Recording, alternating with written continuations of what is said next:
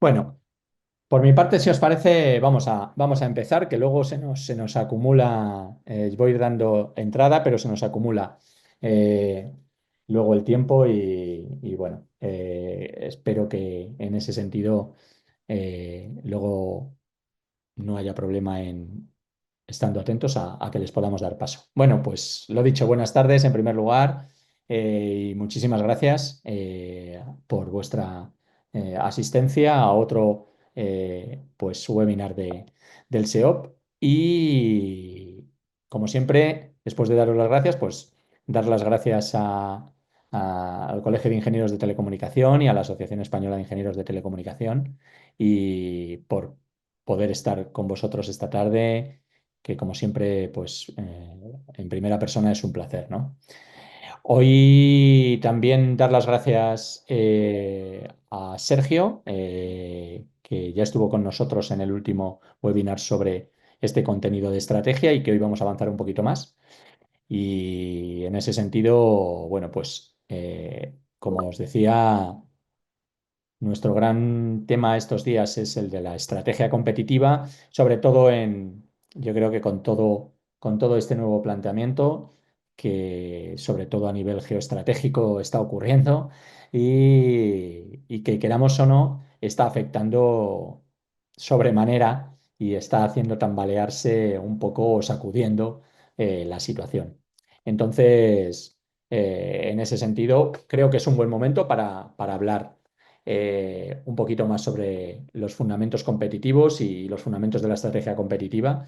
Y bueno, pues hoy vamos a ver tres puntos que no son sencillos, sinceramente, sino que creo que tienen su enjundia, ¿eh? Y que al fin y al cabo es un elemento a tener muy en cuenta a día de hoy. Por supuesto, presentar a Sergio antes de hablar de mi libro. Y bueno, yo entiendo que la mayoría de vosotros ya lo conoce por las diferentes oportunidades que hemos tenido de colaborar con él. Y bueno, como siempre, y me repito, gracias Sergio por estar otro ratito con nosotros. Y bueno, vamos a ver un poquito más cómo avanzas en el tema. Y bueno, Sergio tiene la experiencia en todo este ámbito de la estrategia competitiva y además con los factores de los entornos digitales, de los nuevos medios y mezclando también eso con lo convencional, ¿a que sí? Donde hay compañías en las que esa experiencia del mundo, vamos a decir, convencional y el de ahora está totalmente en ebullición, donde creo que puede trasladarnos tanto experiencias del B2B como del B2C y eso facilita muchísimo el entender pues los planteamientos que nos traslada.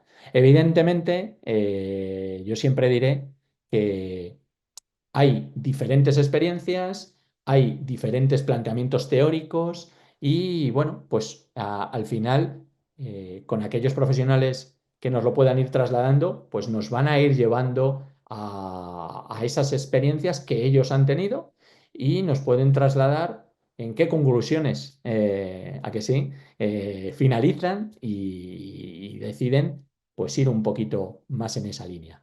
Entonces, bueno, yo creo que en ese sentido Sergio nos puede aportar un montón de información, también datos y también herramientas. Entonces, como digo, muchas gracias Sergio y bueno, ahora doy paso a contar un poco lo de siempre, que no deja de ser por eso importante y es, bueno, que llevéis adelante la utilización de todos los servicios del colegio y de la asociación. Creo que en ese sentido se pueden aportar siempre, pues yo creo que algo de respuesta y de información de calidad a vuestras consultas. Sinceramente, da igual que sea un servicio o que sea otro, el propósito es ayudar y creo que en ese sentido los que están pueden aportaros ese tipo de ayuda, ¿no? Que ante cualquier duda a través de la asociación, a través del colegio, hacedla llegar. A través, en nuestro caso, de nuestro correo electrónico de seop@aeit.es o seop@coit.es, no tengáis ningún problema en preguntar, en consultar, que intentaremos daros respuesta. Y bueno, que los utilicéis y, por supuesto que intentéis siempre no dejar ninguna duda. ¿Vale? Entonces, bueno, por mi parte, poquito más. Agradeceros nuevamente la asistencia, agradecer a Sergio también el estar con nosotros y bueno, dejo de compartir, si os parece, para que mi compañero hoy, Sergio, pues inicie el webinar y bueno, como queráis participar, lo que os diga también Sergio, que sí, Sergio, si lo queréis ir abriendo, si hay dudas, yo las puedo ir lanzando. Sergio también va mirando muchas veces, o sea que bueno, lo vamos generando un poco en función de cómo vaya viniendo el tema, ¿vale? Y todo tuyo. Venga. Bueno, pues buenas tardes a todos y a todas. Hoy, como bien decía Juanjo, vamos de la última sesión que vimos desde una perspectiva más esquemática y más global de todos los pasos que yo recomiendo hacer en un planteamiento estratégico. Vamos a intentar profundizar algo más, sobre todo profundizar en los puntos que a mí me parecen los más importantes y que además tenemos que tener, como bien decía Juanjo, mm, de forma muy coherente en todo momento, en cualquier planteamiento y de forma muy estudiada en cualquier planteamiento que hagamos a día de hoy.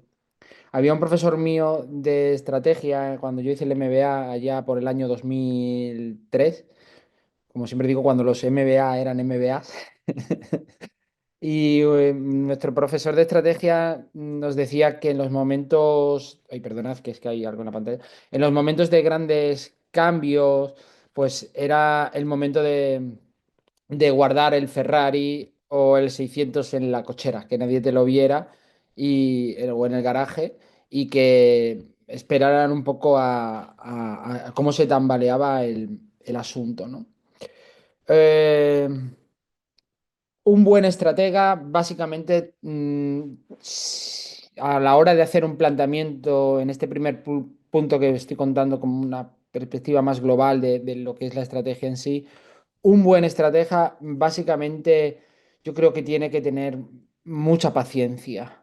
Eh, Cuando hay grandes cambios, el estratega tiene que tener la capacidad de esperar a ver qué pasa. No voy a decir nombres porque no puedo o no debería porque además se está grabando. Yo vengo de una empresa de seguro médico. Estuve varios años en una empresa muy grande, la más grande que hay en España.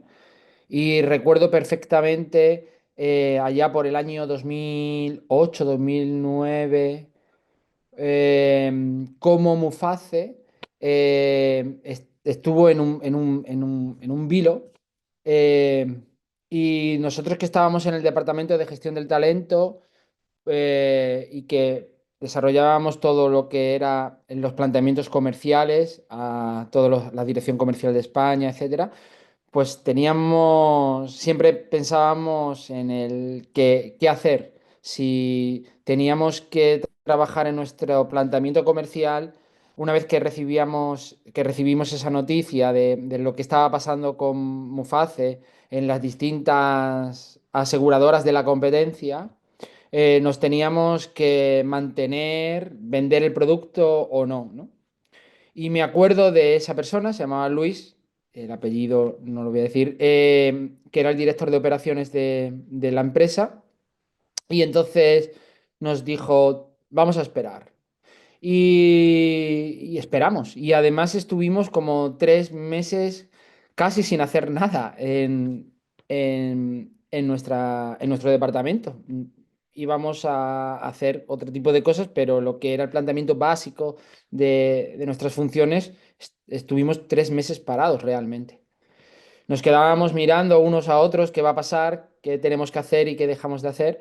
Y el planteamiento siempre de lo que es Muface es que la parte funcionarial tiene muchísimas contingencias, ¿no? Y entonces, al tener tanta contingencia, pues el coste de soportar esas contingencias es muy alto.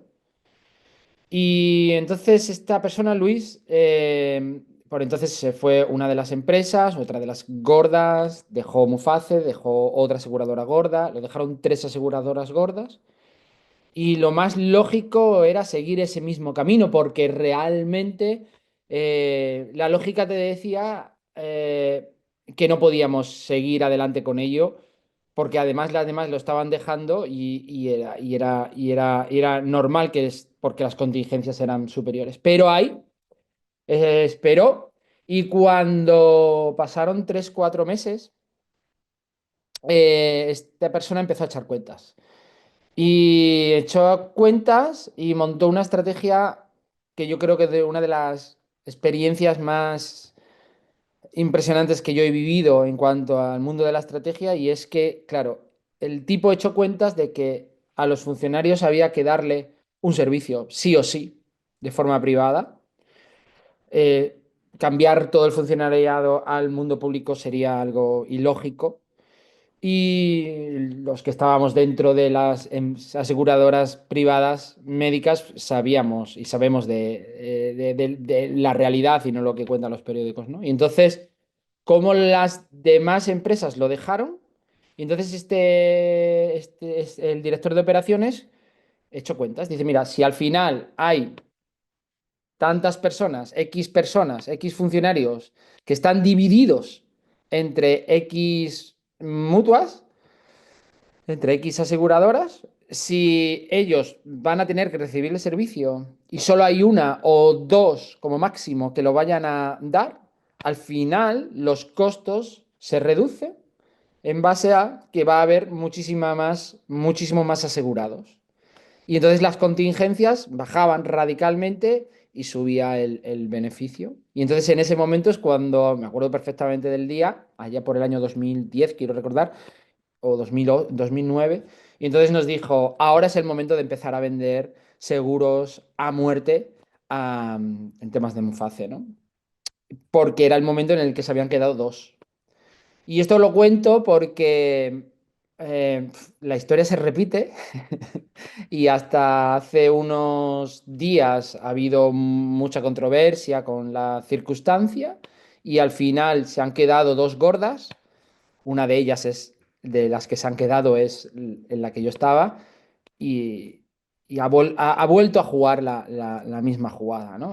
Se ha vuelto a hacer la misma estrategia. Aguanta el tirón, espera qué va a pasar y en base a cómo se están moviendo los demás peones, así muevo yo mis fichas dentro del tablero. Eso para mí es un caso exquisito de cómo hacer estrategia, basándonos en tener paciencia a la hora de hacer los planteamientos que tenemos que hacer a la hora de desarrollar un plan estratégico. Eh, Pensar muy bien que nosotros no solamente somos los que nos estamos moviendo, sino que se están moviendo las demás fichas y las demás fichas pueden errar o pueden tomar decisiones que para ellos puedan ser buenas o malas, pero que pueden repercutir de una forma positiva o negativa en nuestra forma de hacer, ¿no? Como bien decía Juanjo, en estos momentos estamos viviendo unos cambios importantes que realmente son cambios que ya vienen desde hace un tiempo, unos cambios bastante disruptivos, ¿verdad? Eh, en cuanto a los procesos no solamente geopolíticos, realmente cuando los movimientos geopolíticos suceden a lo largo de la historia siempre hay unos intereses, ¿no? Los intereses ahora de Trump claro, cómo ha querido jugarla, ¿no? De Trump por las tierras. eh, al final es un tema de los minerales que existen en esos sitios para el tema baterías, ¿no? Eh, Cuando pasó el COVID, las acerías subieron muchísimo los precios del acero porque realmente China en su forma de crecer después del COVID, donde se metió a saco fue con placas solares y coches eléctricos y entonces necesitaba aceros, una cantidad de acero muy brutal y la acería vendía al mejor postor, estaba claro, hasta tal punto que Europa se quedó sin acero, ¿no? Ah, lo que está pasando en Rusia, pues al final eh, es el intento, ya más allá de los egos y tal, pues los intentos geopolíticos y geoestratégicos de la logística, ¿no? De los distintos mares que se puedan mover logísticamente y de los procesos, ¿no? Cuando estaban los piratas, me acuerdo que traíamos de una empresa como consultor, traíamos hace 2 años, traíamos de China y cómo teníamos que bajar, el barco bajaba al Cabo de Nueva Esperanza para tener que volver a subir a Reino Unido, y entonces como el coste de un container eh, no se duplicó ni se triplicó. Es que si un container costaba $1.200, se llegó a poner en 12.000 dólares o $13.000, ¿no? Y eso pues subió la tarificación un montón, ¿no? Entonces, ahora mismo lo que está sucediendo, si nosotros vemos en un típico pestel los factores políticos, económicos, sociales, ecológicos, tecnológicos y legales, si tenemos en cuenta todos esos puntos, pues al final la tecnología está claro que es uno de los fundamentos de los grandes cambios disruptivos que estamos viviendo y los que vamos a vivir. Lo de la inteligencia artificial como tal, el concepto de inteligencia artificial generativa que nosotros vivimos con el ChatGPT y todo este rollo, bueno, es el día a día y está chulo, ¿no? Pero todos los procesos de inteligencia artificial y de business intelligence están aplicándose, y temas de robótica están aplicándose a unos niveles muy brutales que eso sí van a cambiar y están cambiando todos los procesos, eh, no solamente de fabricación industriales, sino también los procesos logísticos y los procesos del cómo consume la sociedad, ¿no? Eh, Hace una semana y pico, o hace dos, no recuerdo, o tres puede ser, se abrió el Zara más grande de España hasta hoy, que se abrió en Valladolid, lo que era el antiguo Corte Inglés de la calle Constitución, o de la calle Santiago. No, sí, bueno, la esquina con Santiago. Y leía las noticias, yo todavía no he ido, yo soy medio de Valladolid, pero todavía no he ido allí, y pues las dependientas dejan de existir como tal, y las cajeras dejan de existir como las conocemos, ¿no? Y todos los procesos de pago cambian radicalmente, y ya no tenemos que pasar por una caja para hacer el pago, ¿no? Al final es la mejora de los procesos que se han hecho, que hace 5 o 6 años con un producto mínimo viable que sacó Amazon Go, ¿no? En las tiendas estas físicas de Amazon, y que todo el mundo decía, bueno, pues esto no va a funcionar, tal. Bueno, ese concepto, el concepto en sí funciona, pero lo que no funcionaba era toda la tecnología de una manera exquisita como funciona ahora, ¿no? Es cuestión de años. Y luego hay otro punto importante, aparte del tecnológico, que es el financiero. La semana pasada salía la noticia, ¿no?, de cómo se estaba poniendo ya en marcha todo el tema del euro digital. Está claro que lo que es el dinero físico va a desaparecer, está desapareciendo realmente. No nos vemos, pero si yo dijera cuántos de vosotros y vosotras lleváis dinero metálico en los bolsillos, en vuestras carteras, sois mínimos los que lo lleváis, y los que lo lleváis tenéis muy poca cantidad, para nada comparado con lo que pasaba hasta hace muy poco tiempo, ¿no? Eh, Todo eso influye también en una forma de fiscalizar todos los procesos, ¿no? A nivel tributario. Y entonces, pues estamos como, no solamente, muchos estamos obsesionados con el dato, el dato, el dato, pero realmente lo que está sucediendo es que estamos controlados en todos los niveles, y ahora cada vez más a nivel financiero, ¿no? Y entonces el euro digital es un hecho, le queda muy poco tiempo y se va a poner en marcha más pronto que tarde. Y eso también cambiará los ciclos de compras y de ventas, Una de las estrategias a nivel financieras que trabajan mucho las empresas es cómo trabajo el cash flow y cómo vendo y cuando cobro y cuando compro y cuando pago, ¿no? Pues a nivel digital, el sistema financiero se rompe tal y como lo conocemos y eh, el protagonismo del sistema bancario va a ser muchísimo más importante, porque todo va a depender de esa forma digital de hacer las cosas, ¿no? Entonces estamos viviendo cambios importantes en nuestras vidas y a eso yo le uniría otro punto fundamental y es el envejecimiento de la población. Eh, yo que tengo muchos alumnos ya hace mucho tiempo en los MBAs y tal, y en algunas escuelas y tal, cuando hacen los proyectos de fin de máster y tal, están muy habituados a hacer proyectos muy dirigidos a la población de la edad que ellos tienen, porque realmente es la que conocen, ¿no? Y bueno, pues hubo la moda de empezar, vaya, proyecto, una app o cualquier cosa, ¿no? En la época de 2015 o así, todo el mundo quería hacer como proyecto de una empresa una aplicación que hiciera, una aplicación que hiciera, una aplicación que hiciera.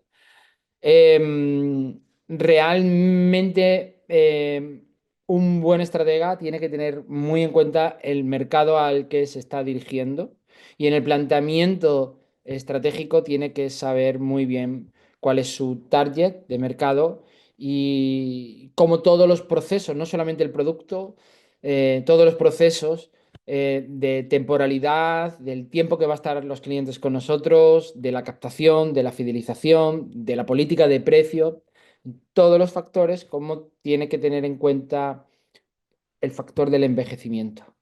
Eh, la economía plateada es algo donde hay una cantidad de oportunidades brutales, brutales. Daros cuenta que España es uno de los países con mayor, no sé si es el primero o segundo, mayor esperanza de vida del mundo. Y como que lo tenemos muy apartado. Y ahí hay un, un lugar, un target de mercado o un nicho que no se está tocando de la forma. Hay cosas, pero no se está tocando de una forma habitual. Y es un lugar donde se pueden generar muchos procesos.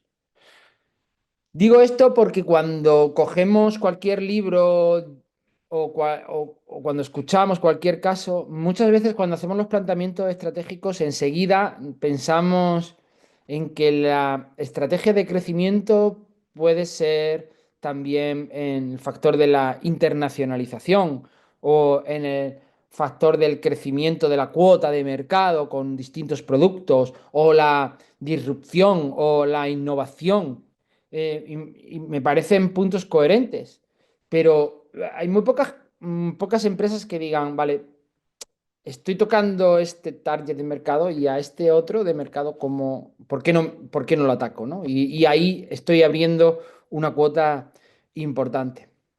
En el factor del sexo, de los géneros, hombre y mujer, sobre todo en el mundo de la moda, lo que yo estoy contando, el planteamiento que yo estoy contando a nivel estratégico, eh, Inditex, por ejemplo, ya hace muchos años que se lo planteó, ¿no? Cómo estaba atacando solo el gran mercado de la mujer y cómo buscó las fórmulas para llegar al hombre, ¿no? Era el otro 50%. No hacía falta darle muchas vueltas a la cabeza si lo tenía ahí y nadie lo estaba viendo, ¿no? Eh, y ahí entramos en un factor emocional que no quisiera dejar, aunque sea muy marketingiano, es como el hombre cada vez más se fija en lo que hace la mujer, ¿no? En los gustos de la mujer. Y cómo nosotros buscamos esas cosas que previamente le han gustado a la mujer, ¿no? Y esto a nivel estratégico es muy importante. Eh,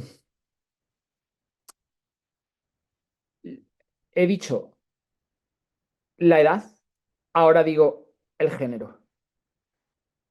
El género es fundamental. Tanto si trabajamos a un target de mujer o trabajamos a un target de hombre o a los dos, tenemos que buscar cómo ampliar ambos targets. Y os doy un punto importantísimo.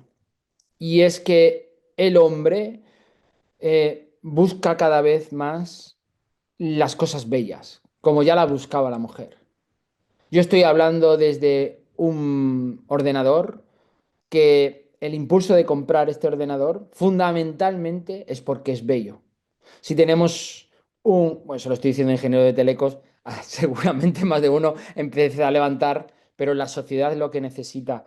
Si nosotros tenemos un iPad, un iPhone, un coche, cualquier cosa, nuestra ropa, estamos buscando la belleza.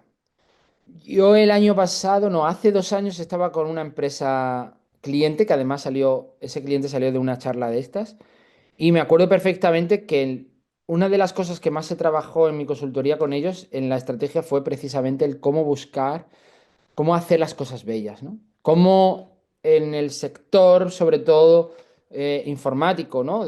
Ellos trabajaban todos con programación web, etcétera. Cómo estaban muy basados en la parte técnica y la página podía ser muy técnica o la marketplace o lo que fuera. Y cómo la belleza la estaban obviando, ¿no? Y la experiencia de usuario tiene que ser bella, porque es a lo que estamos habituados. Y por supuesto sencilla por la parte de la edad. Entonces, cuando hagamos un planteamiento estratégico, a mí, o sea, yo lo que os recomiendo es que penséis realmente a quién estáis yendo. O cuando habléis de vamos a atacar un mercado, vamos a trabajar un mercado, vamos a ampliar un mercado, el que fuera, yo me volvería muy emocional, aunque parezca increíble, para mí el marketing está antes que la ingeniería. Es decir, el marketing es el que manda y el diseño viene después del marketing siempre. Es así, porque al final nos movemos por gustos y por formas de hacer, no por las características técnicas del producto en sí. Por supuesto, cuento con que esas características sean buenas, pero lo quiero bello. Estoy profundizando mucho hoy en esto porque más allá de daros herramientas, que las veremos, creo que este concepto es fundamental que lo tengáis en cuenta, sobre todo en perfiles como el vuestro, muy técnico. Por supuesto que hacéis productos y desarrolláis productos buenísimos, o no, pero normalmente buenísimos, y al final podéis mejorar muchísimo la cuota de mercado si a esos productos buenos los hacemos bellos y accesibles. Para mí esto es fundamental que lo tengáis en cuenta a la hora de plantear. Aunque esto parezca muy filosófico, un planteamiento desde ya de muchas de las empresas en las que estáis trabajando, eh, com- podéis aportar el cómo hacerlo bello, ¿no? Cuando insisto continuamente en la palabra bello y cómo hacerlo, os está llegando a propósito a la mente a Steve Jobs. Y lo estoy haciendo a propósito, efectivamente. Steve Jobs al final lo que hizo es convertir algo técnico en bello. Es como llegó a la sociedad. Y accesible, y fácil. Y todo el mundo quería tenerlo porque era bonito. Eh, a lo mejor no esperabais esto en esta primera parte de la formación, pero creo que es muy profundo y necesario que lo tengáis en cuenta. Y luego hay otro, el tercer punto fundamental que quiero que tengáis en cuenta a la hora de hacer un planteamiento estratégico es el tiempo, el factor del tiempo, el factor logístico, el cómo llego yo a mi cliente es clave. Eh, s- si tenéis que tener en cuenta, esto lo he dicho más de una vez, si tenéis que tener en cuenta que Amazon, por ejemplo, en España es el amo. En cuanto a las formas de hacer marketing, en cuanto a las formas de desarrollar el data, en cuanto a la forma de analizarlo, en cuanto a las formas de desarrollar los procesos. con relación con los clientes. Todo lo que veáis que hace Amazon, hacedlo. Pero no porque lo esté haciendo bien o lo esté haciendo mal, sino porque es quien está creando el hábito en la sociedad y es lo que esperamos. Si Amazon consigue crearnos el hábito de que un producto nos llegue al día siguiente, si nosotros montamos un, un supermercado como Carrefour, tenéis que pensar que lo más importante es que las colas a la hora de pasar por caja sean el tiempo sea el más corto posible. Porque es precisamente ese hábito el que nos ha generado Amazon, el que lo tengo para allá. Eh, y aunque en ciertas edades no tengamos en cuenta o muy en cuenta esto, porque bueno, yo ya paso, no tengo tantos. Pensad también en las nuevas generaciones. Las nuevas generaciones buscan el tiempo. Hay un libro por ahí, no recuerdo, luego lo pasaré si eso. No sé si es en Baliol, no me acuerdo en qué libro es, pero es de Nistron y cuenta un ejemplo de esto del tiempo que es brutal. Y hace años, en el 2013, y pone un ejemplo que me encanta, como cuando yo que tengo 47 años, cuando nos comíamos un helado, le chupábamos un helado de cucurucho, le chupábamos y le dábamos vueltas, incluso le mordíamos por debajo y empezábamos a chupar y se nos caía todo, ¿no? Sí, hoy, y yo tengo la prueba en mi casa, yo tengo mellizos de 10 años, niño y niña, y tú le compras un cucurucho y este ejemplo que te pone Nistron es brutal y lo plasma muy bien, ¿no? El niño no lo chupa, el niño lo muerde, es decir, tiende a terminarlo cuanto antes, con la intención de empezar a hacer otra cosa diferente. Es decir, ha terminado una tarea y ya directamente quiere hacer otra. Esta ya la he disfrutado en su momento, pero la he disfrutado lo más rápido posible para hacer otra, ¿no? Hay que tener muy en cuenta esto del tiempo. En nuestros procesos tenemos que aprender a manejar muy bien los tiempos y las incertidumbres con nuestros clientes. Y eso significa una estrategia muy brutal. Una estrategia no solamente en la parte de la venta, sino en la parte de la compra, ¿no? Em, si vosotros ponéis en Google venta predictiva, vais a ver que no sé si son las dos primeras entradas no pagadas, son dos artículos míos en el blog. Y yo trabajo mucho los procesos de la predicción, ¿no? Porque Amazon lo ha introducido en la sociedad. Es decir, ¿cómo reduce los tiempos? Prediciendo. Es decir, tiene la capacidad de generar venta predictiva, saber lo que el cliente en cuestión va a necesitar. Y eso, que lleva ya muchos años trabajándolo, no solamente Amazon, ya muchas empresas en el factor de la venta predictiva, pues lo trabaja. Claro, cuando llega un momento en el que tú tienes esa capacidad de acierto en la venta predictiva, en la capacidad de generar la previsión de lo que vas a vender, si vas mejorando esos procesos y sabes lo que vas a vender, pues ya está. La variable en la ecuación es fácil, sabes lo que vas a tener que comprar y cuándo lo tienes que comprar. Entonces, si en vuestras empresas desarrolláis procesos de predicción, de la venta, no dejéis colgada la pata de la predicción de la compra. No os quedéis solo con voy a saber lo que tengo que vender, porque además, sabiendo lo que vas a vender, sabes lo que vas a comprar. Y ahí entra una estrategia financiera que si la curras es brutal. Es muy brutal. Amazon, por ejemplo, es lo que hace con los no en el seller, en el vendor, es lo que hace. Es decir, al final, ¿cómo consigue Amazon llegar rápido a esas personas? Prediciendo. Pero claro, tiene que tener el producto. ¿Quién es la gran víctima de todo eso? Pues el proveedor que le achucha para que en millones de procesos le achucha para que él sí tenga el producto con el cliente final lo antes posible, ¿no?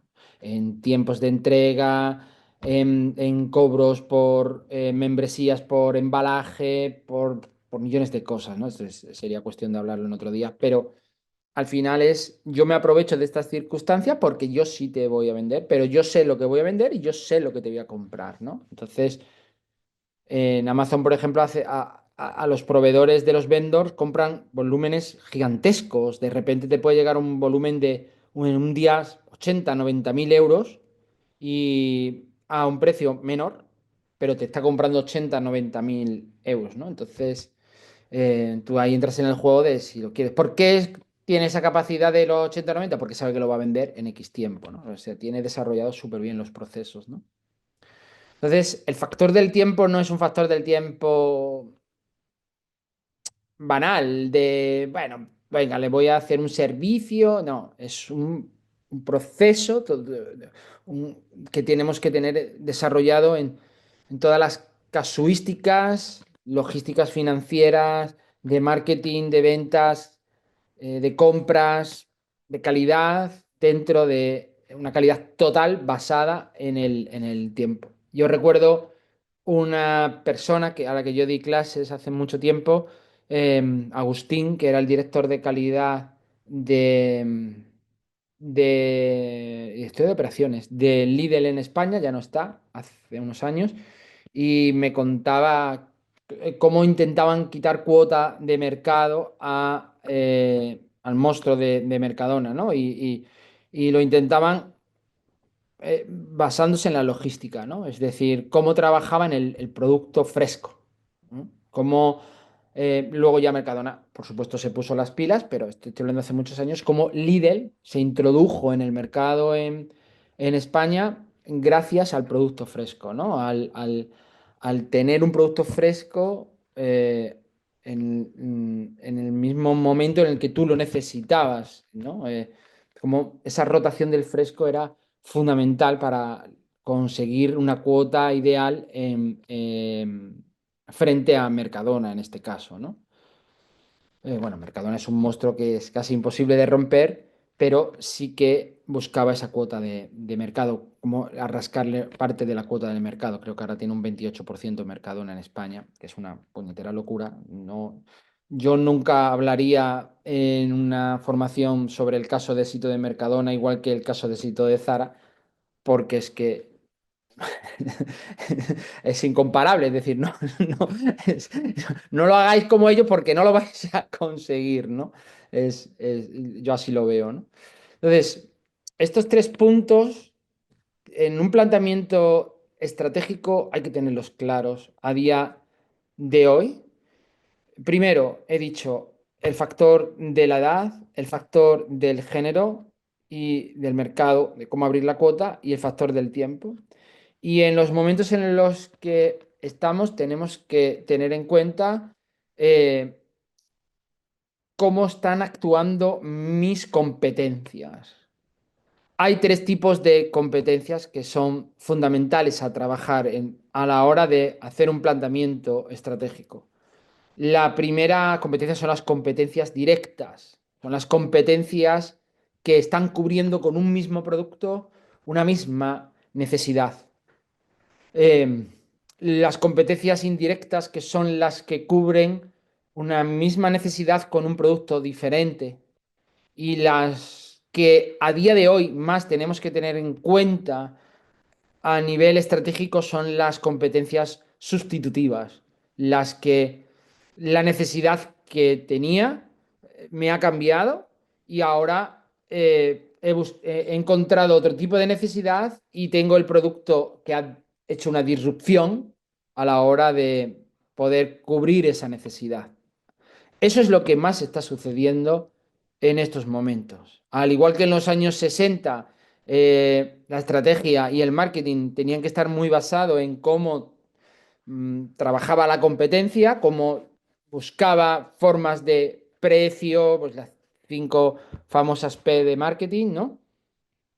Ahora, después, como empezaron a haber sustitutivas, es decir, a McDonald's ya no tenía un Burger King, sino que también tenía un Subway o un 100 montaditos en España, y como ahora estamos cambiando también de una forma muy radical en los procesos de empresas que hacen cosas disruptivas y el planteamiento de la linealidad de la lucha en conseguir ser como ellos o diferenciarnos realmente está mal, porque no me tengo que diferenciar respecto a ellos, sino que tengo que innovar desde una perspectiva disruptiva.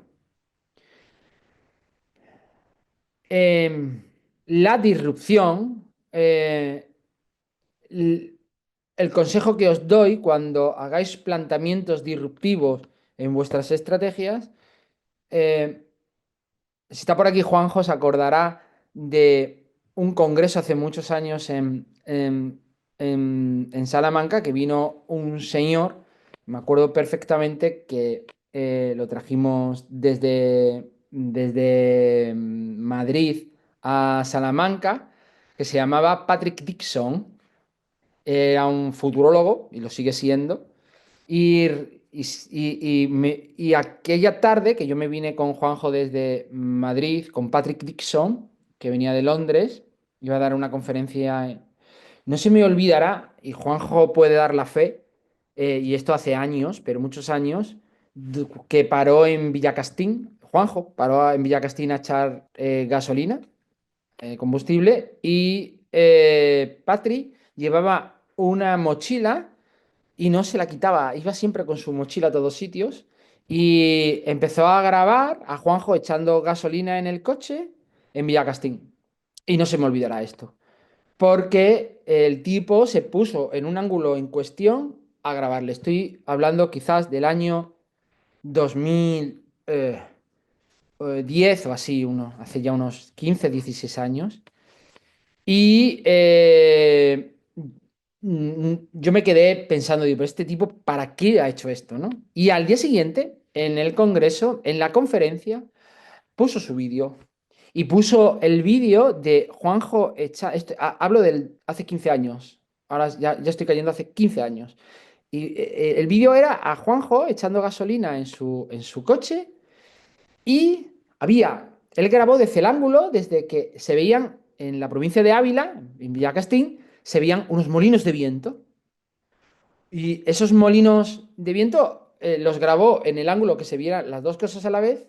Y él en la conferencia dijo cómo iba a acabar, eh, más que acabar, cómo iba a haber una gran sustitución del aprovechamiento de las energías naturales, ¿no?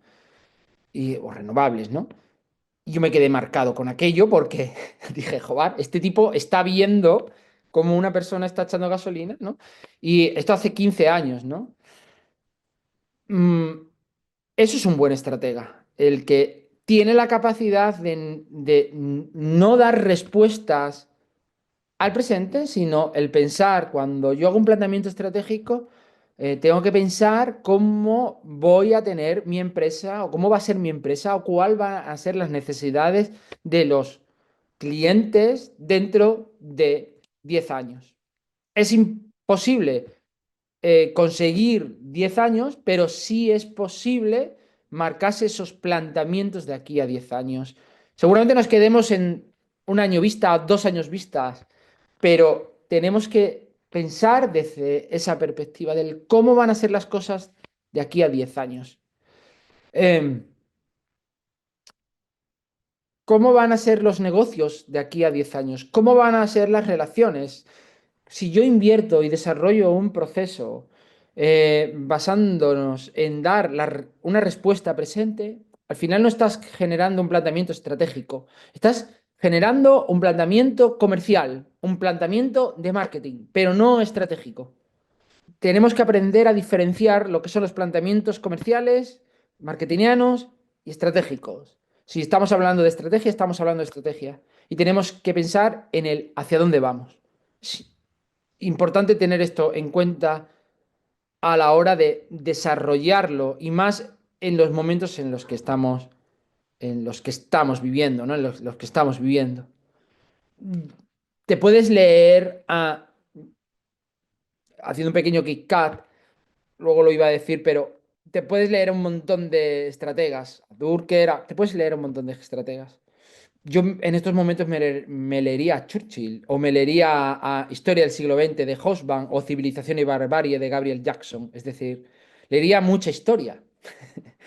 Leería mucha historia para saber realmente dónde estamos. Entiendo que esta conversación que estoy teniendo con vosotros está sucediendo en un ámbito español o a lo sumo europeo. No creo que haya ningún estadounidense en este caso. Eh, y aquí voy a romper una lanza. Y es que veo en algunas redes sociales, especialmente en LinkedIn, que ahora está lleno de expertos. LinkedIn es la red de los expertos y de los ricos. Se alucino. ¿Vale? Y veo a mucha gente hablando sobre cómo, cuando salió el DeepSeek de China, cómo los chinos se habían puesto con inteligencia artificial, había de hecho varios memes, cómo Estados Unidos estaba desarrollando y todo lo que iba a invertir en inteligencia artificial, y luego la meme era en Europa habíamos hecho el cacharrito este que aguanta el tapón de las botellas, ¿no? No le podemos despegar. Y eso era lo único que había hecho Europa. Yo así no lo considero. Considero que Europa es un continente donde está basado en unos valores y está basado en unas leyes y en unos derechos que ningún otro continente los tiene tan bien desarrollados como nosotros. Y antes decía Juanjo sobre lo que habíamos descubierto en Zoom, que podemos compartir pantallas de forma conjunta. Y Juanjo decía, un nuevo cambio, decía, no me acuerdo quién, y de hecho Juanjo, no sé si me tiene que gustar esto, ¿no? Y es cierto, es cierto. Es decir, estamos en unos planteamientos de cambio que realmente Europa, aunque vayamos de forma más tranquila, pues esa es la paciencia que debemos de tener. Somos buenos en legalizar y fiscalizar. Perfecto. Es decir, no tenemos que ser buenos en innovación. No pasa nada. Es decir, tenemos que ser buenos en algo. No hace falta que seamos los mejores o tengamos que invertir. Yo me siento muy seguro en el lugar en donde vivo, me siento muy tranquilo y tengo una educación y una sanidad Yo estoy muy tranquilo. No sé si en China se vive tan tranquilo como podemos vivir nosotros. Estados Unidos, en ciertos estados, más tranquilos que nosotros vivimos. No lo sé. Eh, y voy a un planteamiento que es importante, que es el cuarto factor a tener en cuenta en un planteamiento estratégico. Y es el aspecto ético, el aspecto humanista. Es fundamental que tengamos procesos desarrollados en todos los ámbitos de la empresa con unas bases éticas y unas bases humanistas. La gran diferenciación entre las empresas que va a haber cuando nosotros tengamos que confiar eh, nuestra vida a una inteligencia, básicamente va a ser esa. Si yo estoy hablando con una persona o si estoy hablando con alguien que me está transmitiendo que sus procesos son éticos. Es fundamental que lo tengamos en cuenta esto. Fundamental. En mi tesis doctoral, mi tesis va de esto, de la ética. Y no os podéis ni imaginar cómo los primeros papers de los años 60 como en Estados Unidos, en cualquier MBA, en Harvard, cualquier sitio de estos, en los años 60 en un MBA había asignatura de ética en los negocios. Asignatura, ética en los negocios, 1960. Es importantísimo que tengamos en cuenta estos procesos, más si cabe en estos momentos, donde estamos dando todos nuestros datos, donde nos tienen cogido todos nuestros datos, donde vivimos como en una burbuja que allí donde vamos le vamos dando al clic sin leer, sin nada y cómo si encuentro una empresa con esa persona que puedo hablar, que puedo mantener una conversación, es a la persona que agradezco que esté ahí. Tanto que se habla del servicio, que la gran diferenciación entre las empresas es la mejora del servicio. La mejora del servicio no se trata de predecir, la mejora del servicio no se trata de hacer descuentos. La mejora del servicio a día de hoy está basado en el diálogo, en el cómo consigo convertir un proceso que ha ido durante los últimos años, ha ido a un campo muy tecnológico, cómo consigo convertirlo en un campo muy humanista. Parece muy paradójico lo que estoy contando, pero hacedme caso, que eh, si yo a día de hoy, ahora voy a la pregunta, si yo a día de hoy elijo una aerolínea en España para viajar allí donde vaya, es Iberia. Y parece que estoy haciendo aquí una pequeña publicidad. He tenido un problema importante de salud con un hijo mío y yo tenía un viaje a Londres y yo he llamado por teléfono a un número tan sencillo como un número fácil, no un 900, un número a Iberia y se ha puesto una persona al otro lado, le he contado el caso y ha sido todo tan rápido y tan fácil y yo me he quedado tan tranquilo de hablar con una persona que es algo acojonante, que es que me impacta hasta tal punto que me ha generado una fidelización y una retención mucho más brutal de la que tenía. Es una tranquilidad y ese desasosiego y esa incertidumbre que me están generando los aspectos tecnológicos, si yo soy competencia de varias empresas tecnológicas a mi alrededor, si yo le meto ese aspecto humanista, estoy generando una diferenciación brutal, brutal. Y aunque parezca muy woke, ¿no? Es algo que la sociedad va a necesitar, no ahora, que puede ser que ahora, por supuesto, pero que en 10 años vamos a buscar por todos los sitios a una persona para poder hablar en cualquier empresa. Voy aquí a una pregunta que me ha hecho. Ujú. Asistente anónimo, empezamos bien, Sí, sí. porque puede decir lo que quiera. ¿Qué opinas de estar tranquilos viviendo en Europa sin ser realmente competitivos como Estados Unidos y Asia? Lo fuimos en su tiempo, pero ya no lo somos porque hemos desmantelado toda la infraestructura de innovación. ¿Hasta cuándo podremos vivir de comer del aire siendo éticos, felices, pero no productivos? Bien, es una pregunta que realmente va encaminada o sea, veo claramente que va dirigida a un aspecto, ¿no? Y es, yo aquí voy a contestar.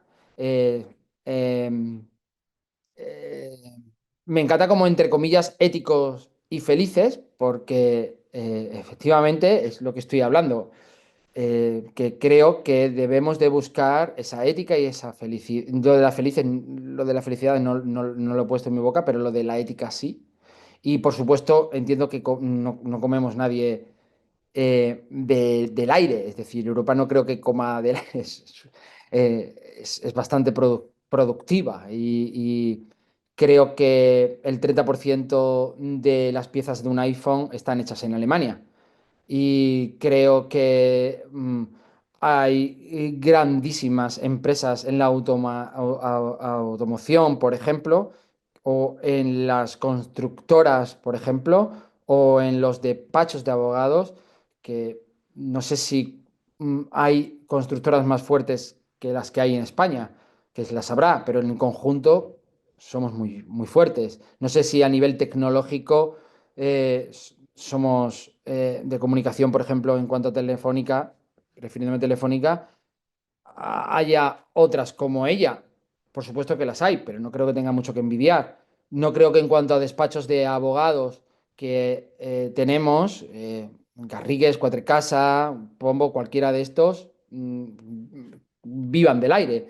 Creo que somos muy dados también a decir que somos malos, ¿no? Cuando hablábamos de tranquilos viviendo en Europa, me estaba refiriendo, por supuesto, a unos derechos y a unas obligaciones que me avalan en una tranquilidad, por supuesto, con un montón de errores y un montón de cosas que se hacen mal y con muchísima burocracia, pero yo tengo esa tranquilidad, ¿no? Cuando hablamos de ser competitivos como Estados Unidos y Asia, me gustaría que habláramos de qué es ser competitivos. Yo considero que somos competitivos en muchos sectores. Otra cosa es que hablemos de, oye, es que quiero ser competitivo en este sector.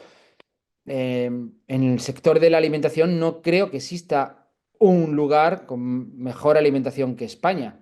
No creo que exista un lugar con mejor turismo en el mundo que España. No creo que haya un lugar con mejor hostelería en el mundo que España. Creo que somos una de las potencias más fuertes en Europa en automoción. Creo que tenemos...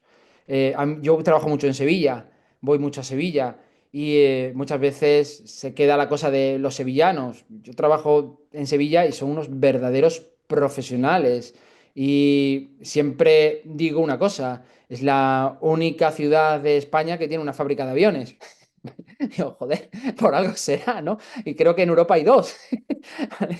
Entonces, y es Sevilla, ¿no? Entonces, creo que vale, te acepto tu comentario o tu pregunta, pero me has dicho qué opino y opino que no estamos tan mal como creemos estar, ¿no? Es decir, y creo que estamos bien y creo que España, digo, yo creo que Europa es un continente muy fuerte y basado en unas normas y en unas formas de hacer que son más que buenas. Por supuesto, con mucha burocracia, pero es que yo también entiendo que gran parte de esa burocracia sobraría y gran parte de esa burocracia es necesaria para mantener en esos elementos que estemos precisamente en esa tranquilidad. No sé si había levantado alguna otra persona la mano. Vale, vale, ya está. Pues si tienes alguna réplica, asistente anónimo, me puedes decir, que no tengo problema. Son mis ideales y es lo que yo así pienso, ¿no? Que tendemos muchas veces a pensar lo malo que somos y bueno, tampoco somos tan malos. No, yo voy mucho a Galicia. Galicia es la potencia mundial más fuerte, pero con diferencia de cualquier otra, solamente Galicia en el mundo de la moda. En el mundo del textil no existe nadie en el mundo como Galicia y es una sola comunidad. Y es algo acojonante. En el mundo de la ingeniería, si yo voy mucho a Bilbao y en el centro tecnológico en Zamudio, llevo muchos años y es una brutalidad lo que se trabaja allí y cómo se desarrollan muchísimos procesos de robótica o sea, y de ingeniería. Es decir, no lo veo tan... Y en el mundo del emprendimiento tenemos grandes emprendedores y que están haciendo cosas muy interesantes. Es decir, bueno, vivir del aire no creo que tampoco vivamos del aire. Por supuesto, siempre hay vividores del aire en todos los sitios, allí donde vayan, ¿no? Bueno, siguiendo un poco con lo que estaba hablando y en esta segunda hora voy a intentar hacerlo, voy a intentar explicaros, vamos a intentar a trabajar desde una perspectiva más técnica, ¿vale? O más táctica del cómo yo desarrollaría un plan estratégico, ¿vale? Entonces, ahora voy a desaparecer yo, que ya seguramente estéis hasta las narices de mi cara.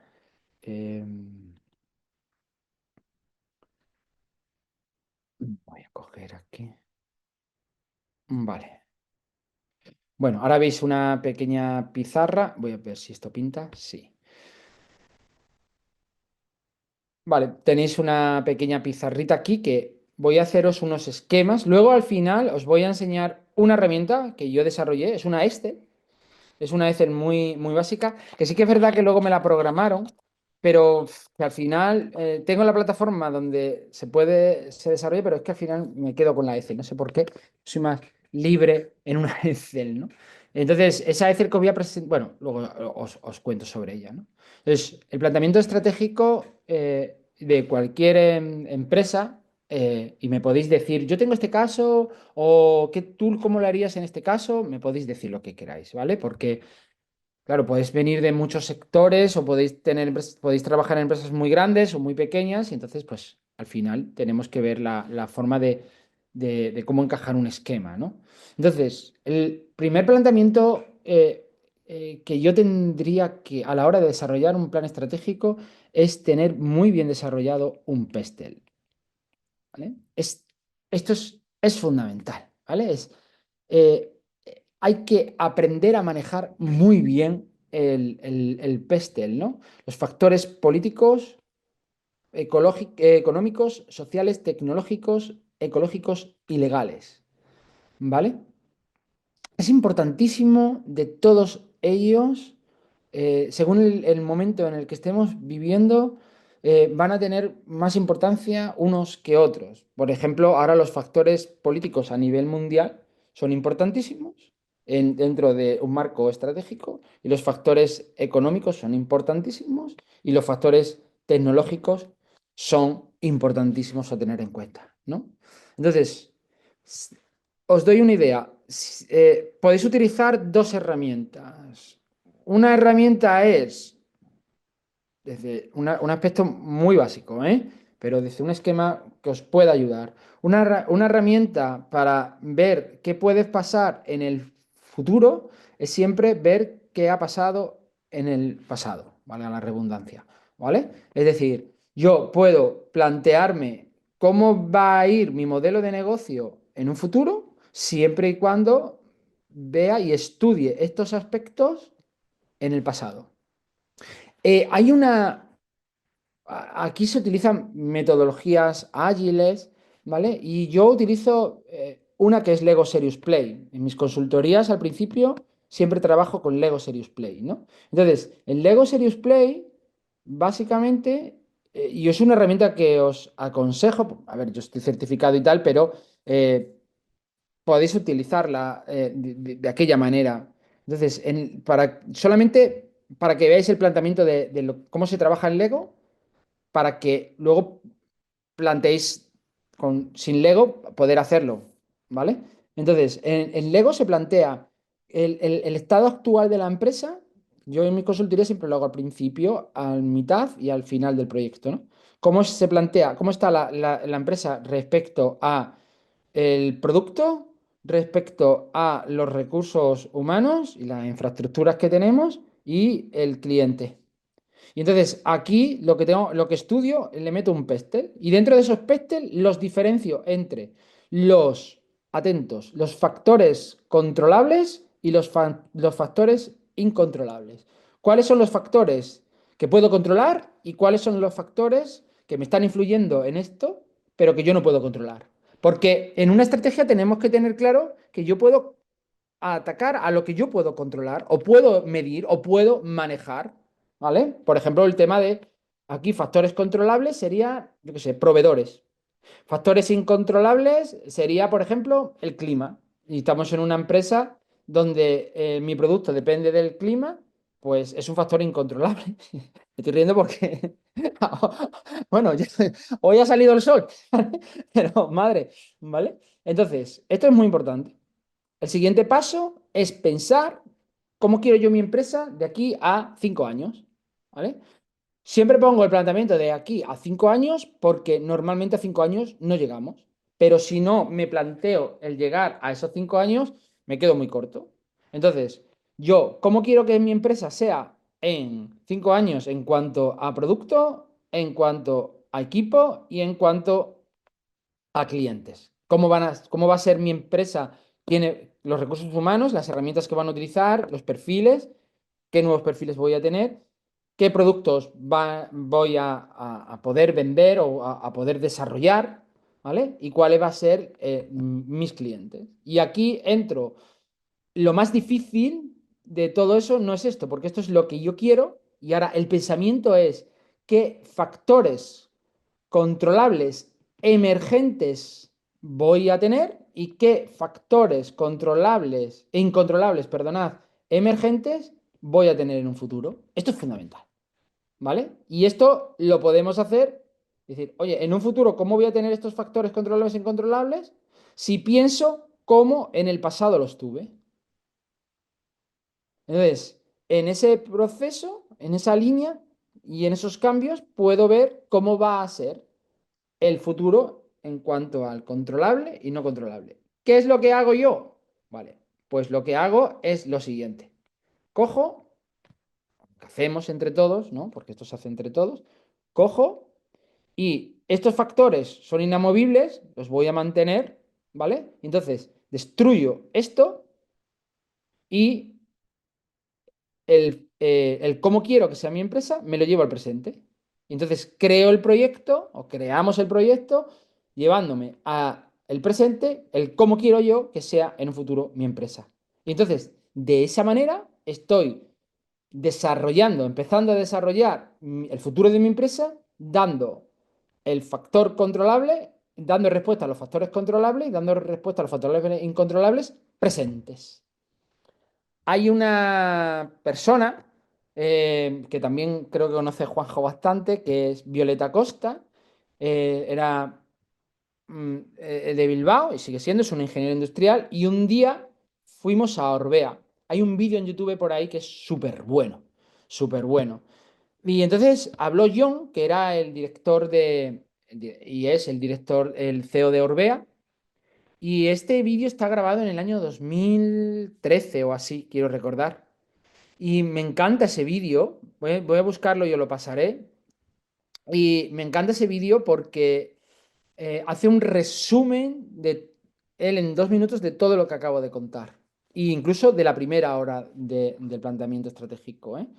Y es que el tipo empieza el vídeo y así con un acento muy vasco dice, nosotros desde el año 1996 y yo en mis clases paro ese momento, ¿no? Porque le están haciendo el vídeo en el año 2013, ¿no? Entonces, eh, desde el año, yo los hago, lo repito, lo paso para atrás y fijaros, desde el año 1996, es decir, desde hace ya no sé cuánto tiempo, 13 y 6, es decir, desde hace ya 19 años estamos marcando esta estrategia en nuestra empresa. Y él habla de que él lo llama a estos factores controlables, dice, los llama puntos de vigilancia. Y nosotros tenemos en cuenta los tres cosas, los tres factores, perdona, me estoy equivocando a la hora de expresarme, tres puntos de vigilancia. Y estos 3 puntos de vigilancia, que son la innovación, la internacionalización, estamos hablando del 2013, y cómo le damos respuesta, ¿no? Y entonces, y hay una frase de él que me encanta porque viene a hablar sobre la belleza y todo lo que hemos hablado al principio, que es que me encanta ese vídeo, ¿eh? Porque es una maravilla. Y el tipo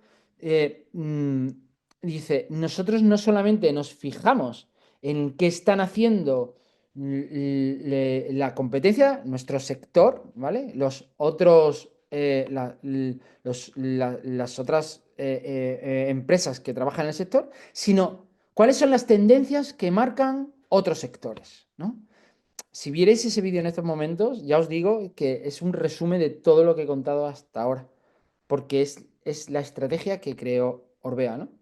Y cuando tú ves a día de hoy una bicicleta Orbea, es bella, ¿vale? Y ha utilizado carbono, y ha utilizado la mejor ingeniería del mundo, pero tiene un punto fundamental, y es que son bellos, son bicicletas bellas, son bonitas, porque me apetece tener una bicicleta bonita, ¿no? Entonces, la estrategia de... Ese vídeo lo voy a pasar porque tiene que estar por ahí. La estrategia de Orbea, eso sí es un planteamiento temporal a largo plazo y que es maravilloso tener ese caso en cuenta, ¿no? De cómo una empresa se convierte entre una de las empresas que más bicicletas vende del mundo porque es así, llegó a estar entre las 10 empresas que más bicicletas vendían del mundo, teniendo en cuenta o poniendo en marcha esa estrategia y no solamente basándose en los actores de su mismo sector, sino en otros actores que estaban marcando las tendencias del cómo hacer, ¿no? Entonces, tenéis este ejercicio para desarrollar el planteamiento y luego hay otra cosa que ya hablé en la charla anterior, que es el índice de desarrollo humano, ¿verdad? Entonces, podéis hacer futuro presente o si utilizáis índice de desarrollo humano, también es muy bueno, porque si España está a la 27, pues quieres marcarte una estrategia de cómo desarrollar, cómo innovar o cómo crear un concepto o hacia dónde va mi empresa, pues es bueno que veas los países que están por encima tuya y entonces vas a ver que los países que están más desarrollados que tú en cuanto a índice de desarrollo humano, que ya lo expliqué, economía, sanidad y educación, pues como esos países te están marcando hacia dónde vas a ir tú, ¿no? Entonces los modelos de negocio o los modelos de productos que se están vendiendo o que se están desarrollando en estos lugares, pues son los que van a llegar a España. Si tú no los traes, los va a traer otro, ¿no? Esto ya lo expliqué en su momento de una forma más detallada, pero el índice de desarrollo humano no lo obviéis ni lo olvidéis nunca. Una vez que tenga desarrollado todo este pestel y tal, pues ya os hablé, insisto, del DAFO, de la famosa matriz DAFO numérica que os conté. Y una vez, que es donde estamos llegando ahora ya, ¿no? Hablamos del CAME y tal, ahora lo veréis en la Excel. Pues ahora lo que tengo que plantear es hacer un planteamiento, un plan estratégico. Y un plan estratégico, una vez que ya lo he pasado por la matriz DAFO, por la de McKinsey, por la de Kotler, por la que queráis, ¿vale? Una vez que hemos hecho ese planteamiento, ya nos tenemos que enfrentar al PER, ¿vale? Al desarrollar el plan estratégico. Un plan estratégico tiene que tener mm, tiene que tener. Vamos a ver. Lo que aconsejo es que tenga un concepto en todo momento en mente cuando vayáis a desarrollar, que es la multiplicación de ideas. Esto es fundamental, ¿vale? Si del DAFO no ha salido que hay una oportunidad de mercado a la que puedo atacar, ¿vale? Si yo hago esta linealidad temporal, es una linealidad temporal, voy a desarrollar multiplicación de ideas. Y ahora os explico el por qué. La multiplicación de ideas es un concepto que puso muy de moda, no recuerdo ahora cómo se llama, pero el tipo de Nintendo, ¿no? Y es el cómo cuando tú creas que vamos por aquí, yo ya estoy yendo a otro sitio, pero te estoy vendiendo lo que tú crees que es lo más moderno que existe, ¿no? Pues cuando nosotros ataquemos a una oportunidad y la estamos atacando con una fortaleza clave, ¿vale? O una competencia clave, ¿vale? Esa fortaleza clave la vamos a ir desarrollando poco a poco, de forma temporal, por dos razones fundamentales. La primera razón es una razón súper de peso que es el factor económico, es decir, vamos a ir invirtiendo en el desarrollo de esa idea para llegar a esa oportunidad poco a poco, porque esto no es ciencia y puedo cagarla en cualquier momento. Entonces, en ese poco a poco, os recomiendo un libro que me está viniendo ahora, además en el sector tecnológico es muy chulo, que se llama Lean Startup, que es de Eric Rice, ¿vale?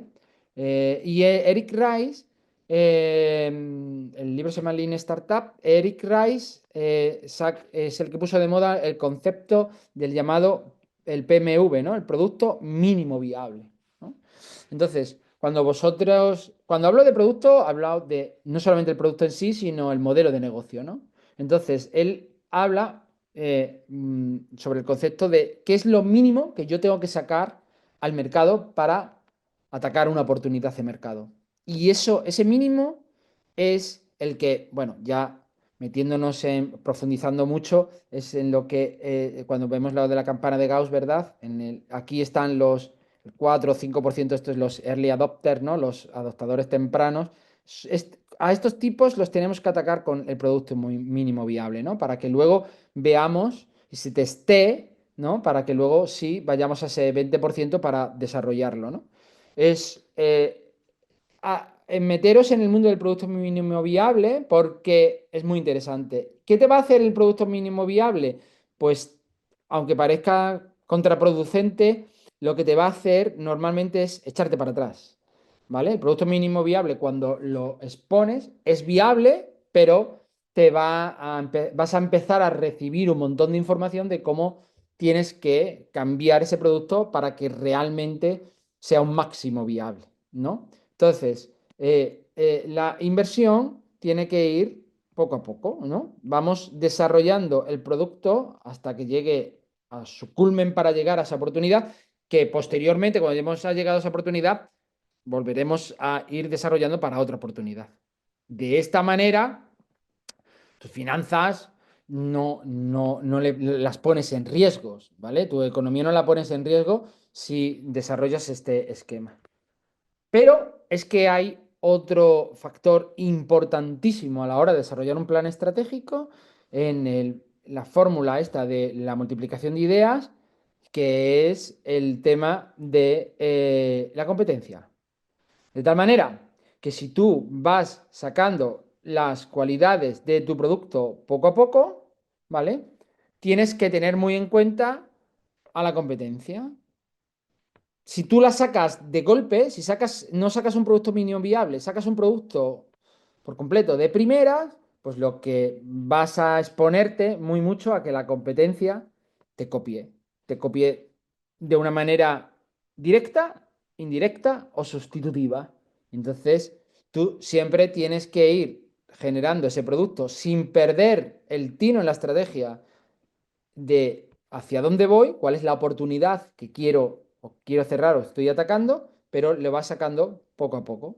De tal manera, dejadme poner el ejemplo, aunque muchos no penséis así, ¿vale? Entonces, un iPhone está aquí y y ahora llega aquí y cuando Samsung está por aquí, es como Apple le dice, ven, ven, ven, ven, me estás copiando, ¡pum! Y me voy a este lado. Cuando vuelve Samsung a estar, ven, ven, ven, ven, y me voy a este lado. Es decir, en ese ciclo en el que la competencia empieza a copiar ese tiempo, lo que está pensando esa empresa en cuestión o ese producto en cuestión es el siguiente paso, ¿no? Para que la competencia lo que copie esto, ¿vale? Eh, Siempre hay una controversia con Apple y con Samsung, pero bueno, yo sí os cuento, en el mundo del atletismo, por ejemplo, que yo soy el de los tontos que corren maratones, pues está Nike y lo demás. Entonces, Nike siempre va un paso por delante y los demás, cuando llega Adidas, pues ahora tú que te has tirado años vendiéndome la goma Zoom más, Adidas llega con la goma Evo, pero es que Nike acaba de sacar otra jugada con, bueno, lo que sea, ¿no? Las placas de carbono, que fue pionero en ello, y luego de las placas de carbono, pues sacará otro tipo de cosas y así sucesivamente. Entonces, cuando llega Adidas a la placa de carbono, Nike de repente te saca ahora lo que ha sacado, la burbuja esta que ha sacado lo que va a salir, que todavía no ha salido, en la zapatilla, en la Fly, pues lleva ya una burbuja que ya te impulsa. Bueno, esto ya se está volviendo de locos. Entonces, va generando esa jugada para que la competencia. Esto lo inventó el de Nintendo, es decir, a una PS4 y luego cuando tardó. ¿Por qué tardó tanto la PS4 en convertirse en una PS5? Porque nadie de la competencia llegaba a una PS4. Nadie podía llegar. Había cosas que eran muy parecidas, similares, tal, pero nadie llegó a superar a una PS4. En el momento que la competencia sí estaba ya muy cerca de la PS4, es el momento en el que sacó la PS5. No sacó la PS5 antes de que la competencia pudiera llegar a ser igual que ellos. Este método, que yo lo llamaba hace muchos años el método de Sergei Buzka, pues ahora lo llamo de Duplantis, ¿no? Es decir, para mí es un método, este nombre me lo he inventado, vamos, me lo he inventado, lo pongo yo porque me recuerda mucho al saltador de Pértigas Duplantis, ¿no? Pues Duplantis, es decir, él puede saltar, es que ese tipo, si se quiere poner a los 7 metros, yo creo que va a llegar, ¿no? Pero claro, a él no le interesa saltar de repente la pértiga por completo. Él va centímetro a centímetro o cada 2 centímetros, porque cada centímetro es un récord del mundo y recibe una pasta por ello. Entonces, no le interesa saltar 5 centímetros de golpe o 10 centímetros de golpe, sino que va poquito a poquito para que cuando la competencia, los demás competidores estén acerca a él, pues ya pega el otro salto y así pues va generando de hecho, bueno, ya estoy saliendo un poco de eso, pero hay un documental súper chulísimo, no me acuerdo en qué, creo que está en Movistar, no me acuerdo en qué plataforma está, o en Netflix, no me acuerdo en cuál está, de Duplantis, que os lo recomiendo ver porque es que desde niño, como ya saltaba en pértiga, pero desde niño, desde un año, es algo acojonante. Y es muy chulo como es ese proceso. Entonces, esto es muy igual, ¿no? Ese planteamiento estratégico es muy igual. He puesto muy en consideración el factor el principio, el factor financiero. Eh, eh, fijaros, eh, sí, es muy importante tener el factor financiero, tener en cuenta según cómo queramos crecer, ¿no? Es muy raro en el modelo de negocio donde yo no me haya encontrado esta circunstancia. Y es que realmente, yo siempre hago los empresarios me dicen, ya estás con tus tres líneas, ¿no? Pero para mí estas tres líneas son fundamentales, ¿no? Cuando yo explico esto es fundamental, sobre todo con muchos emprendedores, yo se lo cuento, emprendedores que llevan un tiempo y tal, se lo cuento y se quedan así como un poco, mira, cuando yo tengo una empresa y vendo uno, pues compro uno, es decir, es así.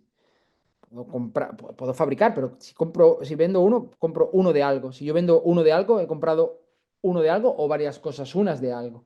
Si yo vendo dos, he comprado dos. O sea, es así. Y el juego es realmente en los márgenes entre el neto y el bruto, ¿no? El beneficio. Los márgenes entre lo que tú vendes apenas varían.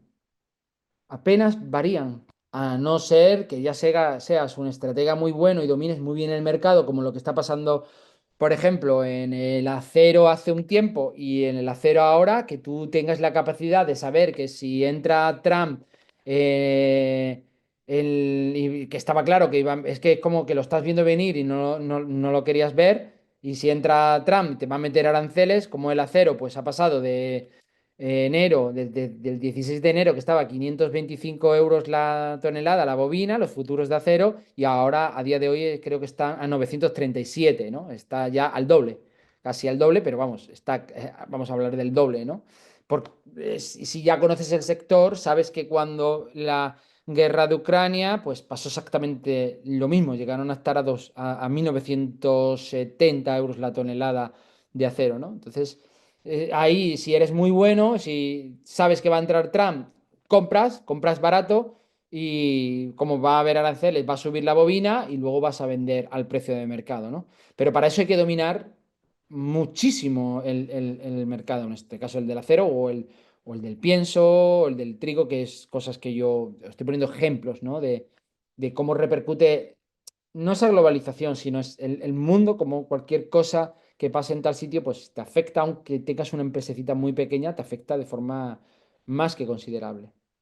Entonces, a lo que voy es que realmente donde hay que jugar bien es, voy a coger otro color, donde hay que jugar bien es en este punto, que es que si nos damos cuenta, el margen real es si yo consigo obtener unos mismos gastos fijos cuando vendía uno que cuando vendo dos. Si estos gastos fijos son iguales, pues entonces aquí es donde estoy realmente consiguiendo el verdadero beneficio de la empresa en sí. Claro, ¿qué sucede? Que en una estrategia tenemos que marcarnos bien lo que quiero vender y qué tengo que poner en las dos líneas siempre delante mía. Una, la línea de qué existencias voy a necesitar y otra la línea qué recursos humanos voy a necesitar y cuáles son los costes, horas que voy a trabajar. Eh, Ahora os pongo, voy a vuestro caso, bueno, a alguno de vuestros casos, ¿vale? Porque he vivido ambos casos. La historia es que cuando, vale, pues por esta regla de tres, yo lo que quiero vender es lo máximo posible, Sergio. Claro, si tú vendes tres, si aguantas con estos gastos fijos, te acepto el barco. Imaginemos que ya no vendas tres, que vendas cuatro. Y para cuatro necesitas meter más personal, por ejemplo. Estoy exagerando la línea para que entendamos el concepto que quiero hablar, ¿vale? Entonces, al meter más gastos fijos, es probable que tengas que estudiar si que cuando vendías cuatro, estás sacando menor beneficio de cuando vendías tres. Y esto tenemos que trabajar lo que se llama los puntos de equilibrio. ¿vale? Entonces, cuando nos planteemos una estrategia, tenemos que tener muy en cuenta nuestras previsiones de venta porque esas previsiones de venta no solamente van a afectar a las previsiones de compra, sino que también van a afectar a las previsiones de los gastos fijos. Ahí entra un factor importantísimo, que imaginemos que en una empresa donde se esté trabajando con una existencia que vale, que tiene un costo importante, entonces si yo tengo que mantener esos costos, si tengo que mantener esa existencia, claro, los costos fijos, los costos financieros van a aumentar de forma considerable. O eso, o voy a cara a perro. Si voy a cara a perro, lo que te va a pasar a puerta gallola, como digo yo, pues lo que te va a pasar es que tu tesorería, pues un día está aquí y al día siguiente de repente está aquí y al día siguiente está aquí y al día siguiente, pero vamos, cuestión de días, ¿no? ¿Por qué? Porque no tienes bien hecho la financiación de las existencias que tú tienes. Esto pasa mm, muy a menudo. Tener un buen planteamiento financiero en la estrategia de lo que tú vas a hacer en el futuro es importante, ¿vale? Y otra cosa, y ya saliendo un poco, pero sí que es importante porque me estoy metiendo mucho en el ajo, ¿vale? Estoy contando el día a día mío. Otra cosa importante de vuestra estrategia es si yo pido una póliza o yo pido un crédito. La póliza es corriente. No utilicemos cosas de pólizas de corriente para el crédito ni al revés, porque lo que estás haciendo es que a nivel financiero, vale, te acepto el barco que te pueda salvar el pellejo, pero la realidad es que no estás evaluando de forma coherente y correcta la viabilidad del modelo tuyo de negocio. Si una empresa que está tirando de un crédito para pagar los costos fijos, mal vamos, ¿vale? Entonces, miento, una póliza para pagar, lo he hecho mal. Una póliza para pagar los costos fijos, mal vamos. Si estamos tirando de un crédito para pagar la existencia, mal vamos, ¿vale? A no ser que tú tengas mucha existencia y estés tirando de 200 siempre 100, dices, oye, pues a nivel financiero a lo mejor la póliza, parte de la póliza la convierto en crédito. Pero no estás evaluando la viabilidad de la empresa de forma coherente. Cuando tengamos esto marcado, ¿vale? El siguiente punto que yo aconsejo es cuando yo vaya a desarrollar la previsión estratégica de mi empresa, yo tengo que generar tres entornos. Un entorno, estoy contando mi día a día, es decir, podía teorizarlo, pero es que son los puntos claves que tenéis que tener en cuenta. Entonces, los entornos que tenéis que trabajar, basándome siempre, yo soy muy, muy de finanzas, ¿eh? Es decir, yo no hago nada sin que los números me estén diciendo que para adelante o para atrás. Nunca, nunca lo hago, ¿vale? Y a lo mejor peco un poco de conservador en ese sentido, pero me gusta ir con pie de plomo en muchas cosas y más ahora, ¿vale? Entonces, genero un planteamiento que es un planteamiento financiero real, es decir, esto es lo que pasa si yo tengo puesto el objetivo de 2, ¿vale? Pues voy a tener tantos gastos por aquí, tantas compras por aquí, etcétera, etcétera, etcétera. Si yo voy viendo que esto va subiendo o tal, tengo que generar un entorno optimista y en vez de 2 estoy vendiendo 3, pues tengo que generar durante el año en esas previsiones, lo que tengo que marcar en la estrategia es cómo llego yo a esos 3. Y esos 3 va a suponer que a lo mejor tenga un gasto fijo superior o tenga unas compras de fijo. Entonces planteo ese 3 pues mensualmente, trimestralmente, como lo tal. Si yo vendo 2, ¿qué pasaría en mi empresa a lo largo de estos años? De este año, de estos años. Si yo vendo 3, ¿qué pasaría en mi empresa? Y si yo vendo 1, el entorno pesimista, ¿qué es lo que pasaría a lo largo del tiempo que yo evalúe, según el modelo de negocio, lo que yo tenga planteado en mi empresa? Entonces, el entorno optimista y pesimista y realista es fundamental. Os he dicho que pongo un ejemplo eh, que me engancha con el siguiente parámetro que tenemos que tener en cuenta en nuestra estrategia y es yo una empresa tecnológica de telecomunicación que llevaba, pues no tenía existencias, pero tenía muchos costos fijos y entonces de lo que estaba viendo es que estaba facturando mucho, pero estaba evaluando el coste hora de una forma errónea. ¿Por qué? Porque estaba no tenía, no estaba imputando bien otro concepto que es fundamental a la hora de desarrollar una estrategia, en este caso financiera o de proyectos para desarrollar, y es que dentro de los costos fijos tenemos que aprender, y si tenéis empresas tecnológicas, tenemos que ver muy bien cuáles son los costos directos y los costos indirectos. Esto ya entraríamos en otra clase, pero es importante tener claro cuáles son los costos directos e indirectos a la hora de sacar los costes horas de, por ejemplo, una ingeniería a la hora de desarrollar un proyecto tecnológico. Porque si estamos considerando unos costos fijos como tal, no, dependiendo del proyecto que sea, si tenemos 5 proyectos ahí en marcha, hay, me lo estoy inventando, por supuesto, 2 proyectos que están tirando de unos recursos fijos más que otros y al revés. Entonces, los costos directos, sí, en este caso tengo a 2 personas en este proyecto, tengo 3 personas en este proyecto, 4 personas, los tengo que diferenciar y eso lo tengo claro, pero los recursos, por ejemplo, los gastos financieros de una empresa no son costos directos, serían costos indirectos a repartir entre cada uno de los proyectos. Y luego ya entramos en el debate si lo reparto en base a la facturación de cada uno de los proyectos o en base al tiempo, pues eso ya, dependiendo de, eso ya es filosofía más que otra cosa,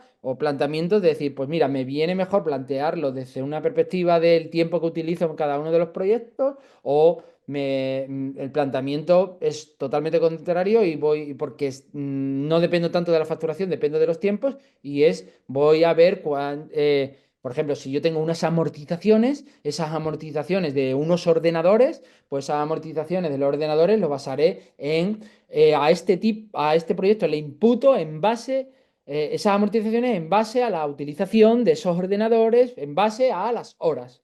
¿Eh? O, insisto, puedo hacerlo en base a que el proyecto ese vale más caro y por ende usa más tiempo. Es que eso ya depende de cada. Pero porque siempre me decís, esto lo está hablando sobre la existencia y tal, pero en nuestro caso, en una empresa de servicios y tal, pues el gran fallo que yo veo en un planteamiento estratégico financiero es el no diferenciar bien y imputar bien los costos directos y los costos indirectos en los proyectos. Y son gastos fijos como tal.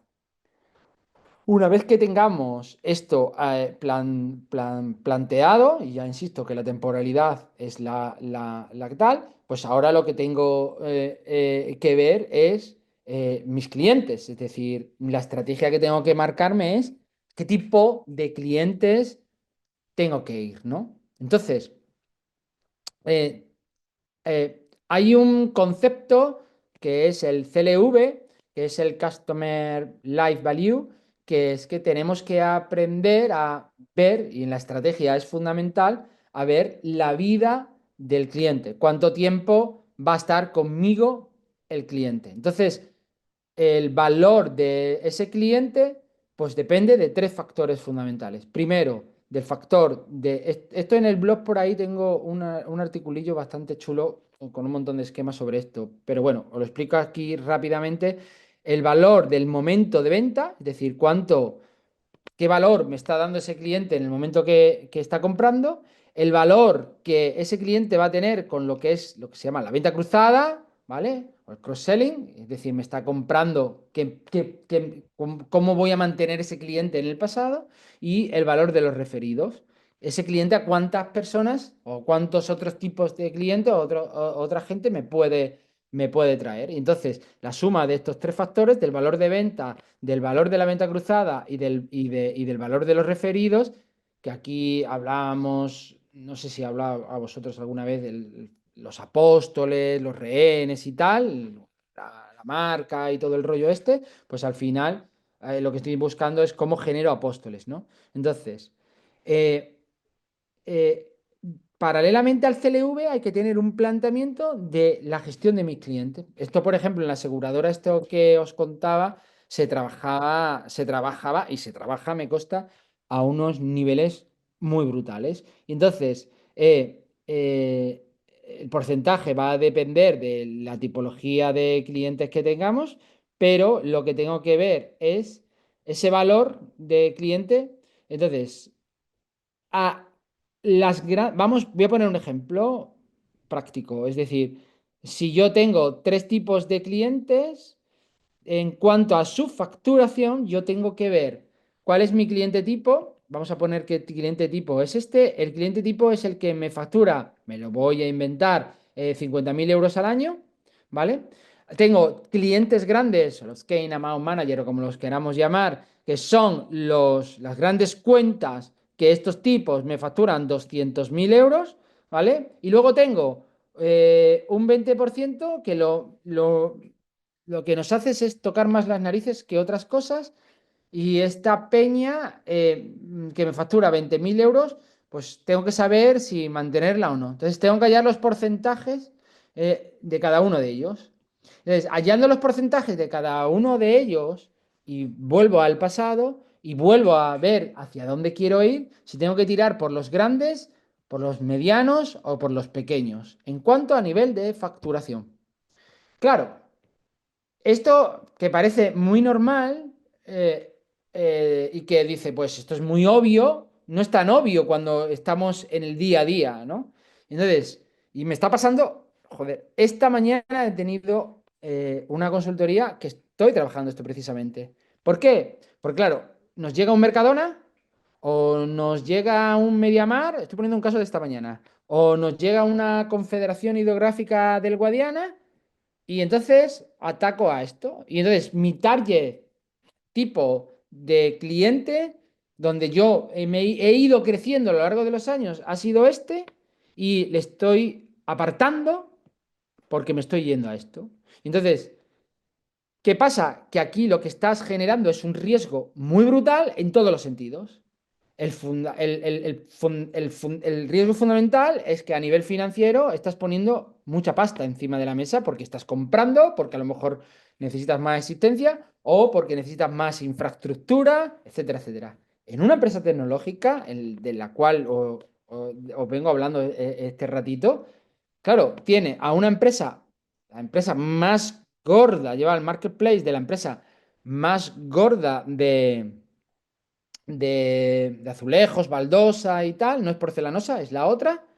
Y claro, estaba muy centrado, su empresa estaba muy centrado en esa bicha, tenía a cuatro o cinco, a la Universidad de Pepito, a la Universidad de Juanito, a la Cámara de Comercio, al tal, tenía aquí esto, pero realmente todo su aporte de recursos humanos, de horas y tal, estaba muy claro. Esta empresa va adoptando y adaptando lo que tú le vas creando y desarrollando, y entonces cada vez te va facturando menos. Tú no te estás dando cuenta porque la estás manteniendo como cliente y estás viendo la facturación de una forma global. La facturación se sigue manteniendo, pero esto va bajando y tú no te estás dando cuenta y estos son los que te están subiendo o manteniendo la facturación y tú no te estás dando cuenta de que la pérdida de aceite está aquí. Esto me ha pasado miles de veces. Una empresa, vamos, miles, muchas veces. Una empresa de quesos, le ha llegado Mercadona, le ha dicho, quiero 1.000 kilos, vendía a este tipo de clientes, quiero 1.000 kilos, digo yo, 1.000 toneladas, 1 millón de toneladas, no, ¿cuánto era leches? 1 millón de kilos, 1 millón de kilos al año, quiero 1 millón de kilos al año. Entonces, monta una empresa. Además llega Mercadona, monta la empresa de las empresas, la infraestructura, los recursos humanos, las cámaras, tal, para dar servicio a Mercadona. Mercadona te compra a un precio, al año siguiente te compra a un precio menor y así sucesivamente hasta que te asfixia. Y entonces, claro, tú, durante la estrategia de tu empresa ha sido estar aquí y cuando te has querido venir aquí, ya estos tíos las has dado de lado. Estos tíos ya se han ido a otros sitios, ¿no? Estos son los que hay que aprender a tal, pero bueno, a quitarlos. Cuando queráis, voy a ser rápido con esto. Cuando queréis quitaros un cliente del medio, lo único que hay que hacer es subirle precio y se va. Y si se queda, pues vuelve a estar dentro de los interesantes, ¿no? Entonces, en la estrategia comercial de la empresa, de vuestra empresa, a los gordos, yo no les digo que no, pero a los gordos, mi estrategia es mantenerlos. Yo no trabajo ningún desarrollo comercial que no esté basado solamente en el mantener y en fidelizarlo. No los aprieto con nada, no los vendo de forma cruzada, nada. Aquí tenéis que averiguar muy bien cuál es vuestro target de mercado y ese target de mercado es el que tenemos que ampliar mercado. Si yo tengo un equipo comercial para vender o yo tengo una estrategia comercial online, la que fuera, yo tengo que buscar cómo llegar a esta peña. No llegar a esta, sino llegar a tu target, ¿vale? Y a estos, pues, si nos vamos al CLV, son este tipo de gente, son los que te van a comprar, son los que le vas a poder vender la cruzada y son los referidos, son los que te van a traer referido. Estos te van a comprar una vez, no te van a hacer cruzada y no, por supuesto, no te van a traer referidos. Entonces, eh, mm, hay que marcar muy bien este planteamiento a la hora de generar una estrategia eh, comercial, ¿vale? Y luego, el, el último punto fundamental son los recursos humanos, ¿vale? En una estrategia tenemos que plantearnos con qué recursos humanos tenemos y qué recursos humanos vamos a necesitar en un futuro, que pueden ser recursos humanos nuevos o recursos humanos que tenemos y que están reciclándose y aprendiendo continuamente en planes de carrera que yo los tenga desarrollados porque sé que voy a llegar a tal sitio, ¿no? Entonces, los planes de carrera o los planteamientos de los recursos humanos tienen que ir siempre de forma, esto Juanjo sabe mil veces más que yo, siempre tienen que ir de forma paralela a la estrategia de la empresa.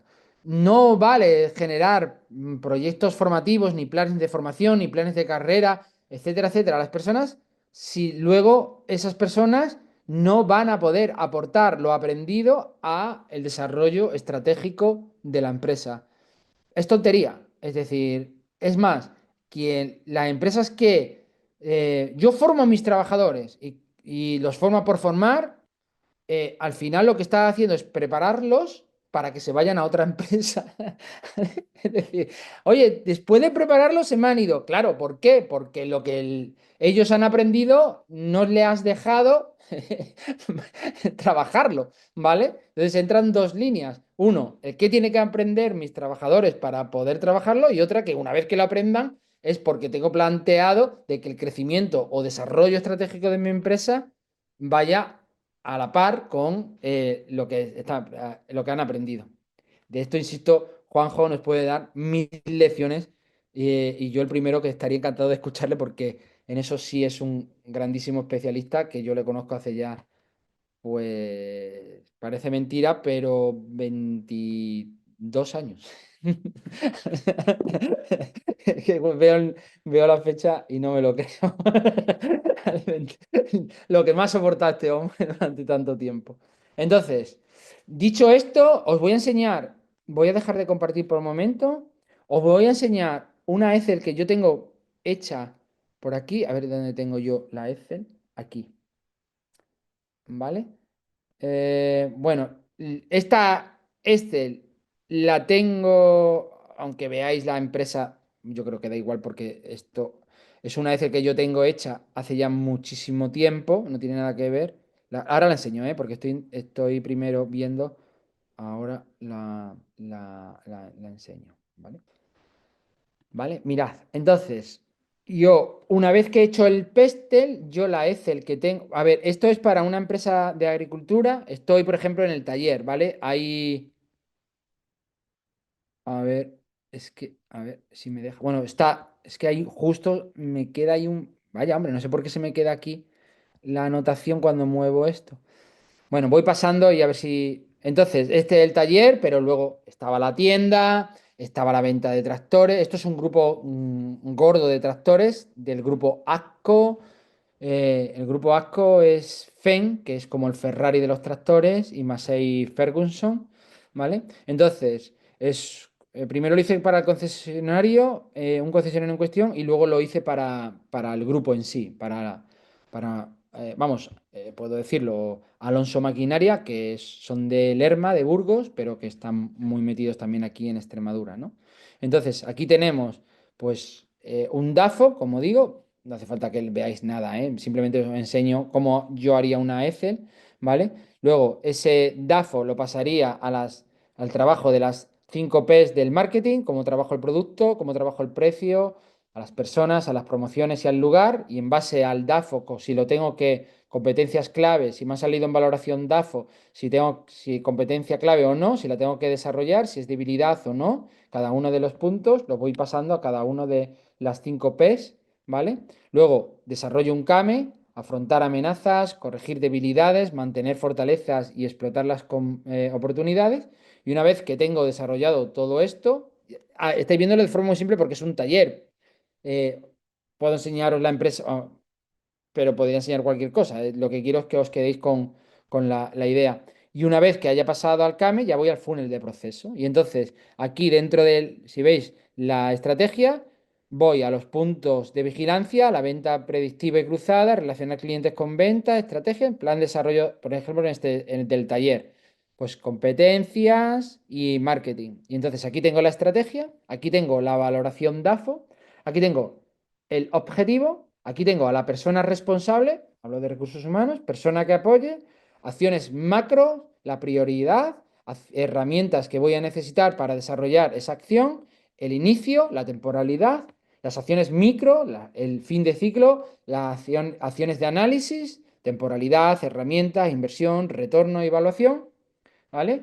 Y con el marketing exactamente igual. Luego, una vez que tenga desarrollado todo esto, pasaría, bueno, esto del taller lo tengo yo puesto así porque sí. Luego pasaría a un plan de marketing y en el plan de marketing o un plan estratégico, pues vería cuándo empiezo y cuándo acabo cada uno de los puntos a desarrollar en el que viene dado en mi plan estratégico. Y luego, cuando tenga esto, voy a las personas, ¿vale? Entonces, las personas para las acciones de las distintas estrategias, ¿vale? Comunicación imaginaria de equipo, especialización skill librada, competencia basada en geolocalización, yo que sé, venta cruzada, departamento de venta o lo que fuera, ¿vale? Tengo una persona responsable, un apoyo. Entonces, para hacer la falta de espacio por crecimiento, ¿qué competencias tiene? ¿Qué tenemos? Si pertenece a la habilidad, a la herramienta, al conocimiento, lo que fuera, ¿no? Vamos a lo que necesita esa persona para desarrollar el proyecto, la evaluación que tiene en ese momento y luego qué tenemos que hacer, un proceso de mentorización o si tenemos que desarrollar un proceso de formación para esa persona en cuestión. Pues así con toda y cada una de las personas que en este caso estoy enseñando el taller. Entonces, insisto mucho, partimos del DAFO, luego pasamos a las 5P, pasamos al CAME, funnel de proceso y luego ya entramos en el juego. Es muy importante las temporalidades y es muy importante esto, parece que no, pero esto está curradillo, es decir, aquí estáis viendo simplemente un taller, pero insisto que esto es mucho más largo, pero es muy importante partir de un buen DAFO y un buen DAFO también a su vez tiene que partir de un buen PESTEL, ¿vale? Ese PESTEL es fundamental, trabajar bien los factores políticos que me están afectando, insisto mucho, sociales, tecnológicos, ecológicos, etcétera. Insisto mucho y evaluar lo que he enseñado del Lego, evaluar lo que yo voy a poder controlar y lo que no voy a poder controlar, porque eso es muy importante a tener en cuenta. Porque si yo coloco cosas que luego no voy a poder evaluar o no puedo controlar, ¿de qué me vale? Es importante tenerlas en consideración. Pero hay algo, una última idea. Es que el 90% de las cosas que en mi negocio yo no puedo controlar, la competencia tampoco la controla. ¿Vale? El 90% la competencia, si yo no controlo algo, la competencia es muy raro que controle esa circunstancia. Los factores controlables es donde está la lucha, en los factores controlables. Bueno, Sony 52, no sé si tenéis algún tipo de pregunta o cuestión, y yo dejo este ratito siempre para eso. Muy bien, Com- Sergio. Como no hay... No veo No sé cosas. si hay personas coincidentes con el otro. Siempre tengo aquí este libro que es para mí el mejor libro que existe en estrategia, que es Dirección Estratégica, de la editorial Pearson, ¿vale? Pearson, ¿vale? A ver, es que estoy con el modo este, espera, que lo quito y se acabó. Lo desenfoco y veis mi casa que no pasa nada tampoco. Eh, ya está, ¿vale? Dirección Estratégica, ¿vale? De Pearson. ¿Vale? Y estos son los autores, son varios autores. Y este es, para mí, el mejor manual de estrategia que yo conozco. Voy a dar dos libros solos, ¿vale? Y luego, como hemos hablado mucho de economía y tal, hay un libro que es una verdadera joya, ¿vale? Que es de Robert Frank, que es Microeconomía y Conducta. Es también un manual, no es un libro para leer en la cama, pero para mí son dos libracos importantes. Por supuesto, Dirección de Marketing y Ventas de Kotler and Keller es el que siempre digo, pero estos dos son dos bicharracos, ¿vale? Bueno, pues si tenéis alguna pregunta, pues aquí estoy. No nos preguntan, no tenemos preguntas. Solo hubo el compañero que indicaba esa situación, ¿no? De que si realmente el futuro de Europa iba a ser igual de cómodo, que podemos sentir ahora, ¿a que sí? De Sí, todas maneras, en ese sentido, que estamos en una, vamos a decir, una percepción de, tal y como está la situación, de que Europa está como muy rígida, que sí, que Europa está en una situación, vamos a decir, de riesgo frente a otras situaciones de otros momentos, ¿no? Pero bueno, yo creo que en ese sentido, fijaos que me voy a otro caso y Sergio me comentas si te parece mal, pero me voy a la situación en la que se decía hace tiempo que la crisis del 2000 y pico era fundamentalmente una crisis de principios. Cuando hubo el 2008, 2012, todos hablaban de que había, en el fondo era una crisis de principios donde no se había tenido en cuenta a que sí, el tema de dar dinero a cualquiera, de dejárselo a cualquier, bajo cualquier situación con tal de ganárselo y tal. Y ahora mismo estamos en la situación en la que Europa parece que es la que más principios tiene en ese sentido y valores como sociedad y como, yo creo que como futuro. Y fijaos que hace tiempo ya planteaban que la situación contraria era la de la crisis, ¿no? Entonces, eh, bueno, podemos pensar muchas veces que somos inmovilistas, que somos los más, vamos a decir, los más conservadores. También ha dicho Sergio una cosa, y es una estratega o un estratega ha de tener paciencia y de las prisas nunca son buenas, ¿no? Y eso lo dice Madoff también, ¿no? Grandes inversores, donde dicen, va. Yo no tengo por qué invertir porque invierta todo el mundo. Yo no tengo que correr porque corra todo el mundo. Yo tengo que tener claro dónde está mi oportunidad con los recursos que tengo. Entonces, al final se van mezclando cosas, ideas, situaciones, el pasado. Por supuesto que hay variables que afectan ahora mismo, que antes parece ser no existían de la misma manera o no, aunque yo creo que la tecnología ha existido siempre, por ejemplo. En cada momento ha habido grandes golpes tecnológicos. Lo que pasa es que ahora, claro, como está todo interconectado, es la bomba todo, ¿no? Pero bueno, yo creo que es normal que haya mucha incertidumbre ahora y mucho respeto cuando vemos, parece ser, a gente como muy agresiva, que sí, en el mercado, voy a decir como país, voy a decir como eh, políticos en países. Bueno, al final hay recursos que son los que están marcando, yo creo que muchas decisiones, recursos vitales para organizaciones, porque hablaban hace poco de la necesidad de Rusia del agua y de su necesidad de llegar al agua, ¿a que sí? Y que eso es un movimiento de guerra cuando otros él lo vende de otra manera. Es decir, al final yo creo que la situación es la que hay, es compleja, es lógico que tengamos cierta incertidumbre. Claro que sí, pero eso tampoco quiere decir que nos tengamos que volver locos y locas todos, ¿a que sí? Porque basándome un poco en lo que planteaba Sergio, hay que tener paciencia y calma. Y calma porque salir corriendo como pollo sin cabeza no nos lleva a Y ningún. luego, si me lo permites, y sé Dale. que la gran mayoría sois personas de culto, como decía Joaquín Sabina, no leáis cualquier cosa, ¿vale? Es decir, para mí a día de hoy el Financial Times o The Economist son dos claves. Pero si estamos leyendo la prensa española y estamos hablando de Pepito, de Juanito, de Cataluña, del otro, y en el medio nos meten que Rusia, Trump y tal, y nos cuentan, es que el riesgo de Europa, y realmente el riesgo de Europa, es decir, hay un tipo que se apellida Bolaños, pero no recuerdo que es un estratega de guerra que el otro día escribía un articulillo por ahí y decía, al final estos cuatro tontos nos meten en la guerra. Si nosotros estamos tan bien, es decir, entonces, al final no la van a liar, ¿sabes? Verás tú cómo... Entonces, yo pienso que venimos de una guerra fría muy, muy, muy fuerte. Ahora que ha salido de Kennedy, Bahía Cochino, eh, al final no era nada. Y todo lo que se montó con Bahía Cochino. Y yo tengo la sensación de que hemos pasado dos guerras mundiales y en España una guerra civil. Creo que sabemos muy bien cuándo realmente pueda realmente provocarse circunstancias tan críticas como la que nos están contando. Yo sinceramente no las veo.